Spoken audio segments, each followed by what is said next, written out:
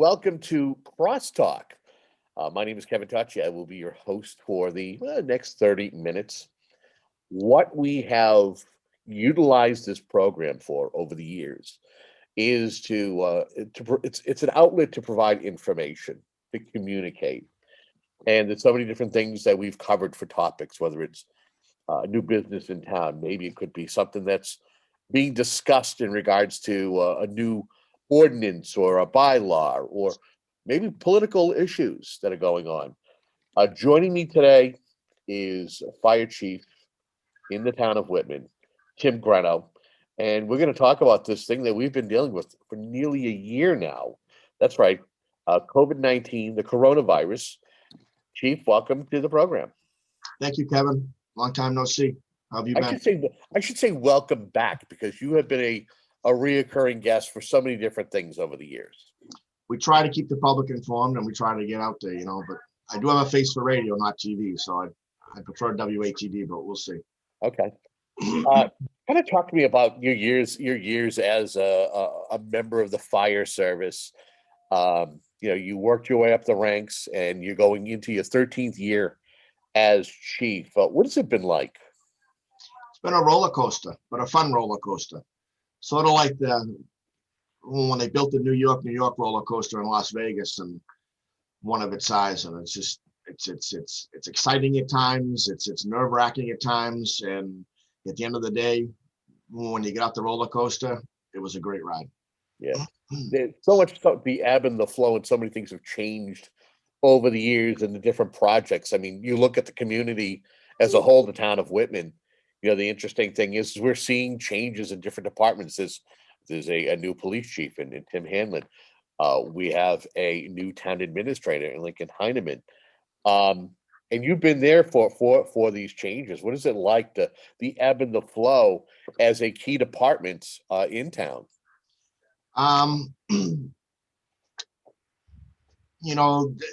The working, it's funny because Chief Benton, when he was the police chief,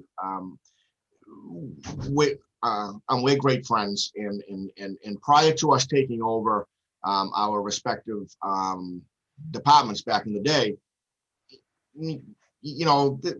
there was stress levels, I'd say, between the public safety agencies. We both had good leaders before us,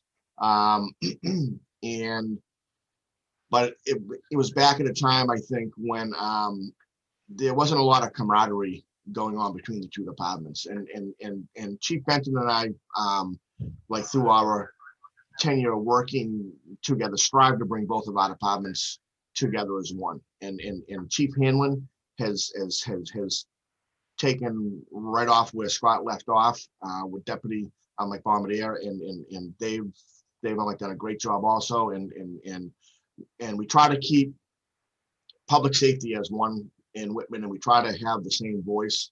And I think that keeps the taxpayers at ease, knowing that their two public safety departments are in unison with each other, and things are going well. So, I think your question was how have I enjoyed the changes, or how have I navigated the waters over the past 13 years as chief. And I've been here for 35 years total, my friend, and there's been a lot of changes, but change is always good, and that's what I tell the people here. And I have this discussion with my wife when I want to change the dining room furniture around. Change is good, and we've had some very good changes, and it's going to be a new challenge with the new town administrator. I have high hopes, and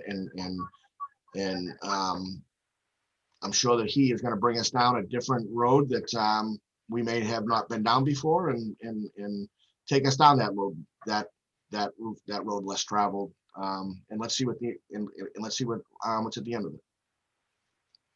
When you came onto the scene as a member of the fire service nearly 40 years ago, did you ever in your wildest dream think that you would be dealing with a pandemic that closed businesses, and that people were going to be asked to stay home, they'd be working from home, and so you didn't have to deal with the day in and day out of running a department, making sure you have enough manpower, and you get enough in your budget, or you got enough equipment.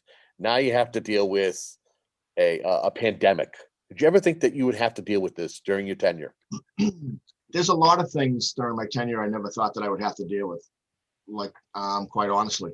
But it's that challenge, and of everything, this has been the most challenging year of my career, and I would probably say it's been the most challenging my career of everybody in like public safety and the emergency medical fields. It wasn't too long ago, it was I think maybe 5 years ago, that I had the same discussion, probably with you, right? And I said that I could never envision 20 years ago buying ballistic vests and helmets for our firefighters and our paramedics. Yet we have ballistic helmets and vests on our fire apparatus and ambulances, and all of our people are trained in tactical emergency like casualty care, which is basically set up for mass shootings and stuff like that. So when 2020 threw the pandemic at us, there was a lot of learning. There was a lot of reactionary moves. I have a phenomenal group of employees here. I've got a couple that stood right down beside me and said, "Let's do this." And we started working almost a year ago today, just about a year ago, on developing my policies. And our main priority at that time was to keep our employees safe. Our main focus at that time, and I remember having this conversation, and I said, I want to put policies in place to keep our people safe and send them home to their families, and try to assure that they do not go home with COVID. And Kevin, it was only 2 weeks ago that we had our first firefighter come down test positive for COVID. And I give that a huge thank you to our membership for following the protocols and the policies that we have put in place here for their own protection. Because there are horror stories out there about 10, 12, 14 members of a small department all out like with COVID. It was 2 weeks ago that we finally had our first case here, and I'm proud of that. That's definitely commendable.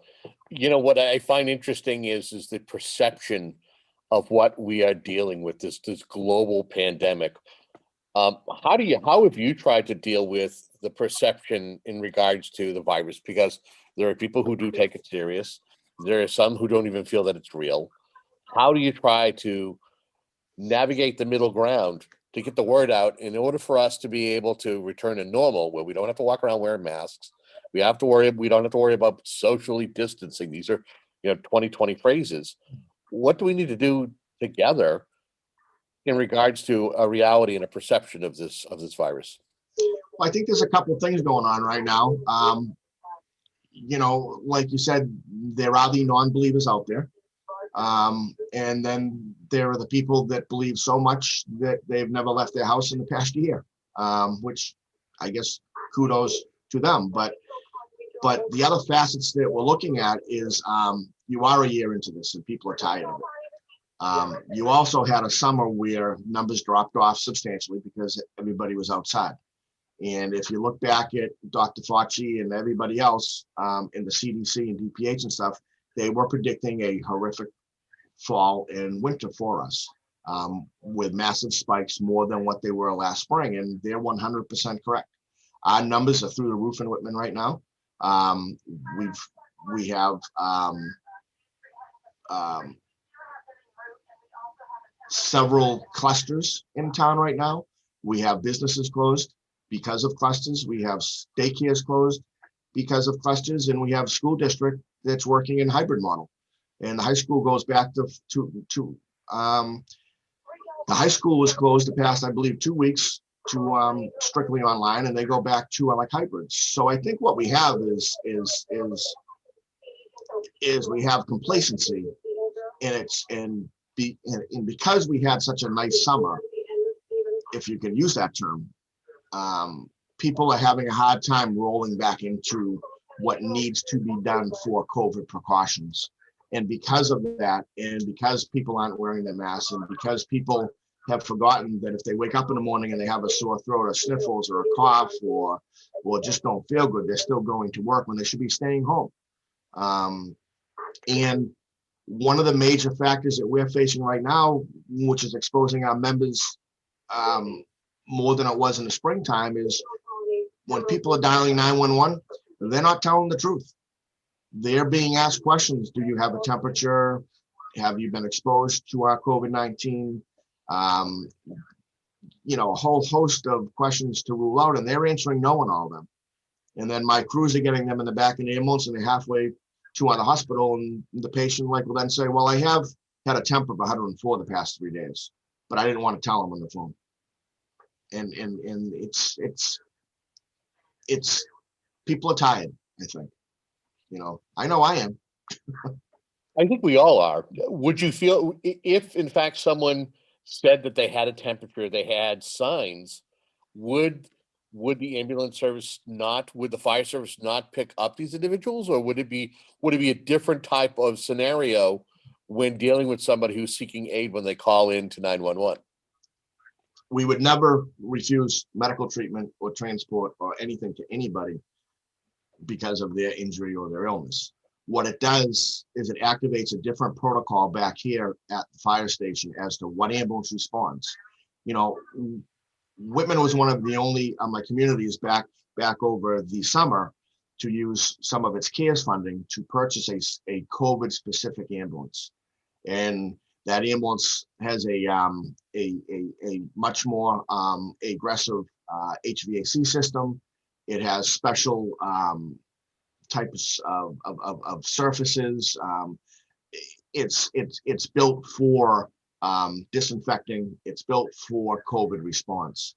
So when you call 911 because your back hurts, but the real reason that you want the ambulance is because you've had a temperature for 3 days and you have flu-like symptoms, that's two different vehicles. And the membership's protocols as to what they wear for PPE sometimes differs a little bit also. So and trust me, all the ambulances look the same. So nobody is really going to know that you're getting the COVID ambulance over the regular ambulance, because they're all big, they're all red, they all have a white stripe, and they all say ambulance on them. And our membership has to wear eye protection. They have to wear a mask. They have to wear gloves. But for that broken ankle, they may not put on that gown that they're required to wear for the COVID case or the suspected COVID case. And that's our member safety. And it bothers me that it's not that people are ignoring it. It's just that people aren't educated that because they're not being truthful on the 911 call, when they make that call, they're putting my members at risk. Is there any sense of relief that there are 3 forms of vaccination that are being widely distributed? I think they're probably more still being developed and being tested, so we could see more than just the 3 that are out there. But that now it's a matter of rolling out the vaccines.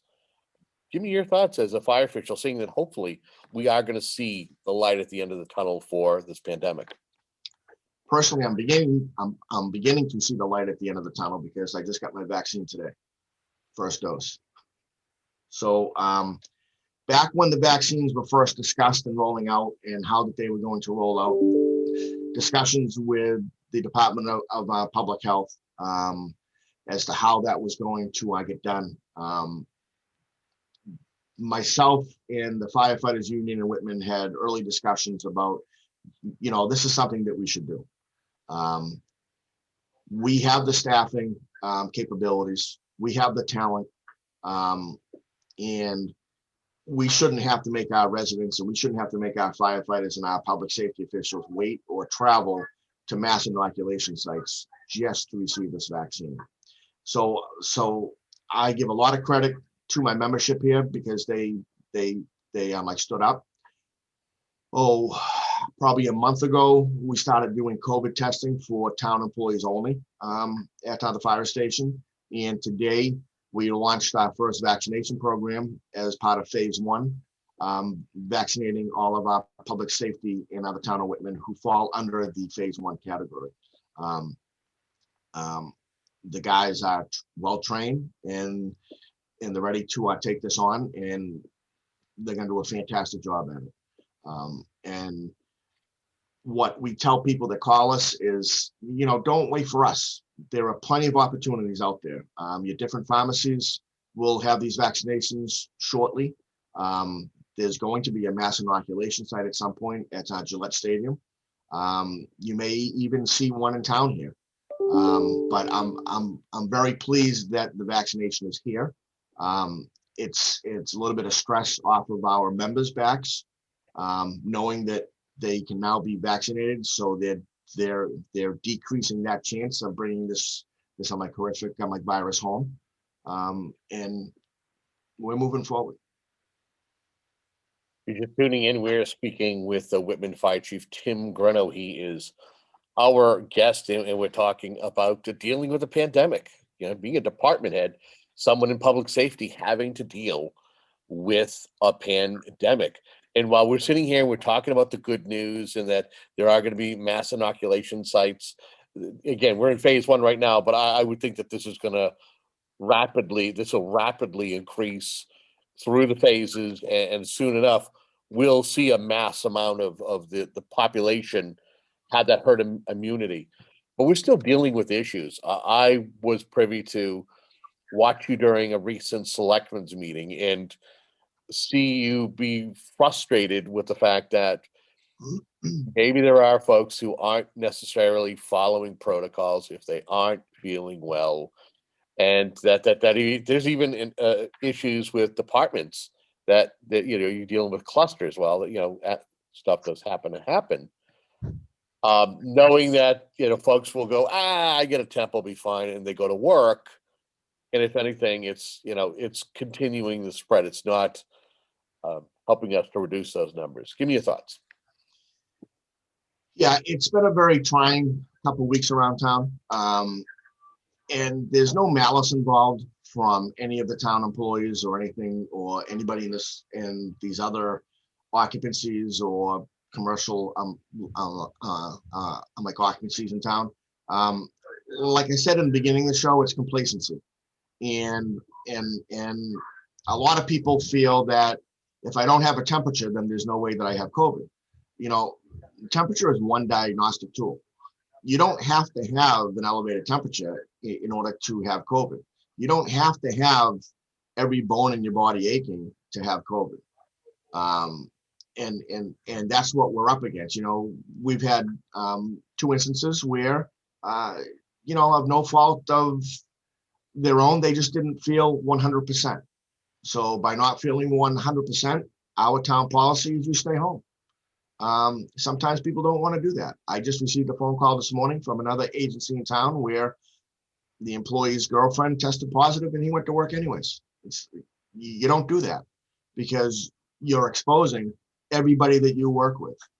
And this is town government, and our job is to keep town government open. And last week we had to close an office in town government because of COVID. This week we have another office closed. And when these offices are closed, it's adversely affecting the taxpayers, because you expect these buildings to be open, and you expect to be able to do your town business, be it pay your water bill or pay your tax bill or get a birth certificate or do whatever. And when people forget what the protocol is and people go to work just because they feel like going to work and they don't want to use a sick day, and next thing you know, there's 8 positive cases, it spreads fast. And Kevin, I've talked to a good friend of ours that you have on the show a lot, and he has a couple of friends who have tested positive, and we're looking at the clusters, and it's absolutely amazing. And it shouldn't surprise me now, but it still amazes me as to how quick one cluster or one person's positive test can affect 20 or 30 people overnight. And that one person who tests positive today, 5 days from now, there's 15 people testing positive because of that one person's exposure. And I think that's, I don't think that that's what people see or realize. You are privy to a lot of conversations with your fellow chiefs in and around not only the South Shore, but the Commonwealth. Knowing that, okay, the vaccine is available, it's being distributed.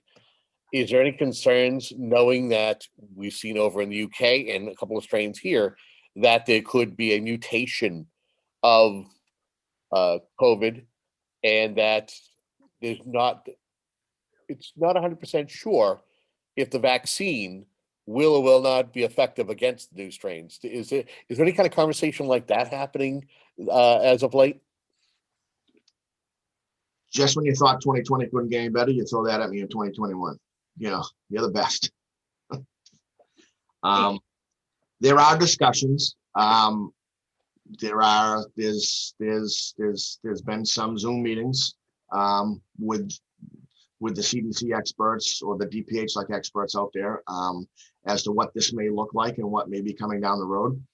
For all intents and purposes, what we're hearing and being told is that there's strong beliefs that the current vaccines will handle the new mutations. It's a stronger mutation than what we're currently seeing. It's my medical director, Dr. Muse, like out of the Brockton Hospital, very good friend of mine, and we have this discussion a lot. And I hate to be the bearer of bad news, but we fully expect to be vaccinating still next fall for COVID. This isn't going to be a one time in, 2 shots and you're done. We fully expect this next fall, and we fully expect people to still be in face masks for probably another year is what they're telling us. Just because you get the vaccination, you're not immune to it, and it's still a very dangerous disease. Will they be able to relax like some of the regulations on mask wearing? Like my building right now is, if you're in the building, you're in a mask. If you're near, I'm like anybody. If all my people are vaccinated, can we release that a tiny bit? Absolutely. But when you're out to dinner, or if you're in the park, or if you're at a football game or something like that, I would fully expect that you're still going to be in that mask. And it's all because of these mutations and the fact that these vaccinations aren't 100%. It's like the flu vaccine. It's not 100%. So I guess to close out, anything that we haven't touched on, I think you've been very thorough as to what folks should do in regards to, but anything that you want to reiterate in regards to us trending towards normalcy in the near future, whether it's in the next 6 months, year to year and a half, anything you want to get across to the folks who are tuning into this particular segment? I think everybody's tired of talking about COVID and listening to COVID. And that's one of the issues that we have, because I know that like we are here, but we keep our guard up, and we keep doing our job every day. I think what I ask is that, let's get through the winter. Let's try to live by the policies and the protocols or the regulations in place that the governor has done, and DPH and like your employees in the school district. And let's try to stay safe and wait until we hopefully have an early spring and we can open our windows and we can go outside and we can start to socialize a little bit again, like with each other outside. Because I'll tell you, the being outside is a huge factor in containing the spread of COVID. We had friends over last night, and we all were outside on the deck. It was 30 degrees out. We had the heaters outside going, but like there was 4 of us, and we just sat back, like social distancing, chatted. So I would just, it's a lot to ask, but I ask people just be patient, follow the protocols out there. We're almost there. We're almost at springtime. February, Kev, is a short month, and March can either be the longest month of the winter or the quickest month of the winter, depending on snow in New England. But at the end of the day, if you have to call 911, if you have to call an ambulance, I just ask you to be 100% truthful when they ask those questions. If you don't feel good, if you have a cold, if you have a temperature, make sure that you answer those questions right, because I want to see my guys go home safe. And I don't want to see them bring this horrific disease back to their families. We've been joined by Whitman Fire Chief Tim Grenno talking about dealing with COVID, especially as a department head, someone who heads up one of our two public safety outlets. Chief, we want to thank you so much for your time and your patience and the information that you shared here today. I want to thank you, Kevin. As always, you do a great job. We're going to step aside. That's it for this program, CrossTalk. We thank you for tuning in. And until next time, please be safe and be well.